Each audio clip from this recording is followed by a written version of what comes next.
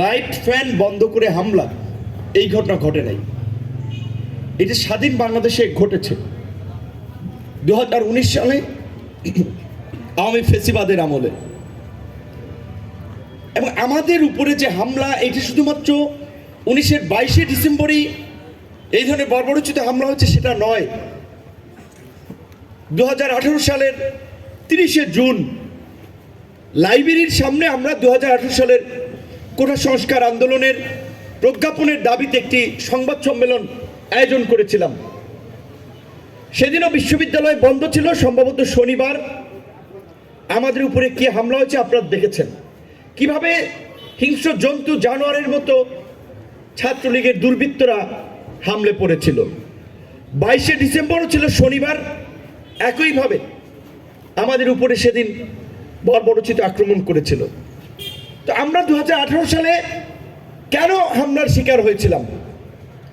আজকে যে সমস্ত তরুণরা বিসিএস দিতে চান, চাকরি পেতে চান, তাদের অধিকারের জন্য কথা বলতে গিয়েই কিন্তু সেদিন আক্রান্ত হয়েছিলাম।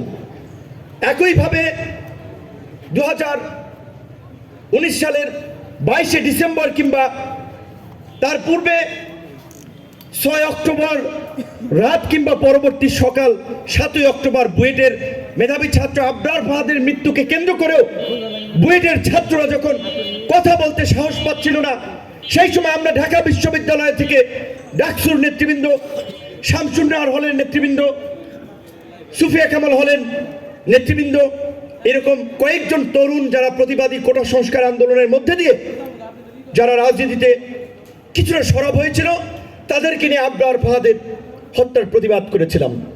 তার পূর্বে 17 ডিসেম্বর ভারতের এনআরসি এবং সিএ, যেটা মূলত সংখ্যালঘু মুসলমানদেরকে ভারত থেকে বিতাড়িত করার এই মোদী এবং হিন্দুত্ববাদী আরএসএস এর যে প্রকল্প, উগ্র হিন্দুত্ববাদী আদর্শের পৃষ্ঠপোষক রাষ্ট্রীয় ক্ষমতা অধিষ্ঠিত মোদীর দল বিজেপির যে প্রকল্প, সেটার একটা প্রতিবাদ জানা থেকে আমরা সেই 22 ডিসেম্বর হামলার টার্গেট হয়েছিলাম।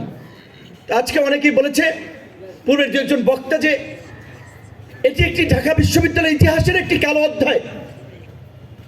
ঢাকা বিশ্ববিদ্যালয় নির্বাচিত শিক্ষার্থীদের সর্বোচ্চ প্রতিনিধি এবং একটা ঐতিহাসিক নির্বাচন, সেই নির্বাচনের ভিপি ডাকসু থেকে এই প্রোগ্রামটি করা উচিত ছিল। এটা পরিষ্কার এবং সত্য আমাদের উপলব্ধি যে আবার মাঝখানে একটা গ্যাপের পরে যে ডাকসু হয়েছে, সেই ডাকসু সার্বজনীন ডাকসু হতে পারছে না। এটি একটি নির্দিষ্ট রাজনৈতিক মতাদর্শকে প্রমোট করার জন্য এবং প্রতিষ্ঠা করার জন্য একটা প্ল্যাটফর্ম হিসেবে কাজ করছে বলে আমাদের কাছে মনে হচ্ছে।